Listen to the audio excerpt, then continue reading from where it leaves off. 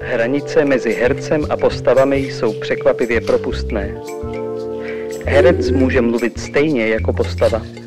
Herec může opravdu zpívat a opravdu tančit a opravdu jíst. Nemluvě o akcích, které vyžaduje experimentálnější divadelní tvorba.